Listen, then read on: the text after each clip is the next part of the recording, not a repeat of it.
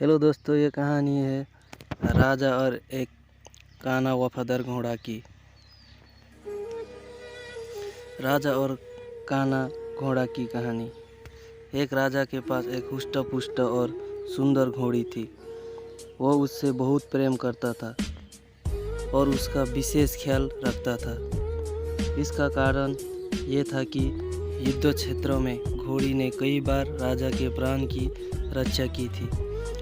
ये घोड़ी की वफादारी थी जिसने राजा के दिल जीत लिया था। घोड़ी ने कई वर्षों तक राजा की सेवा की और पूर्ण वफादार बनी रही। जब उसकी उम्र हो गई तो उसकी जगह उसके बेटे ने ले ली। घोड़ी का बेटा हुष्ट पुष्ट था, मगर उसकी एक कमी थी। वो जन्म से ही काना था। इस बात को लेकर वो हमेशा दुखी रहा करता था। एक बार उसने घोड़ी से पूछा, माँ, मैं काना क्यों जन्मा?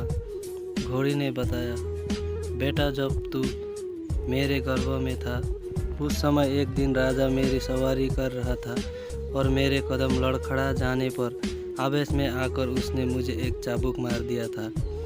शायद यही कारण है कि तू काना जन्मा। ये सुनकर काने घोड़े का मन राजा के प्रति क्रोध से भर उठा। वो बोला, माँ, राजा ने मुझे जीवन भर का दुख दिया है। मैं उससे इसका प्रतिशोध लूँगा। घोड़ी ने समझाया, नहीं बेटा, राजा हमारा पालक है। उसके प्रति प्रतिशोध की भावना अपने हृदय में मत लो। क्षणिक आवेग में उसे क्रोध आ गया और वो स्वयं पर नियंत्रण नहीं रख पाया। इसका अर्थ ये कतई नहीं कि वो हमसे प्रेम नहीं करता। तू प्रतिशोध लेने का विचार अपने हृदय से निकाल दे। माँ के समझाने पर भी काने घोड़े का क्रोध शांत नहीं हुआ। वो राजा से प्रतिशोध लेने का अवसर ढूंढने लगा। बहुत जल्द उसे वो अवसर मिल भी गया। राजा युद्ध के मैदान में काने घोड़े पर सवार था। उसके और उसके पड़ोसी राज्य के राजा के बीच घमासान युद्ध छिड़ा हुआ था। तलवारबाजी करते करते अचानक राजा घोड़े के नीचे गिर पड़ा। मौत उसके करीब थी। काना घोड़ा उसे वहीं उसी हाल में छोड़कर भाग सकता था, लेकिन उसने ऐसा नहीं किया। उसने फुर्ती दिखाई और राजा को फिर से अपनी पीठ पर बिठाकर उसके प्राण बचा ली। वो चकित था कि उसने ऐसा क्यों किया। जिस व्यक्ति ने उसे काना बनाया उसने उसके प्रति वफादारी क्यों दिखाई? क्यों उससे प्रतिशोध नहीं लिया?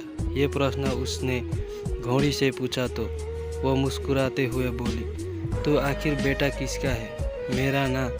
मेरी छत्र छाया में तू पला बड़ा है। जन संस्कार मैंने तुझे दिया है वो तेरी रग रग में रच बस गए हैं। उन संस्कारों के विपरीत तू जा ही नहीं सकता। वफादारी तेरी खून में है बेटा, तू वफादार ही रहेगा। तो दोस्तों, ये कहानी से हमें ये सीख मिलता है कि संस्कारों का सबसे आधार परिवार है, जहाँ से संस्कार की नियम पड़ती है।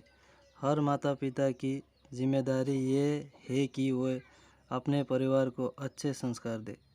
अच्छे संस्कार के परिवार का व्यक्ति संस्कारी बनेगा और अपने कर्मों से सदा समाज में सम्मान पाएगा।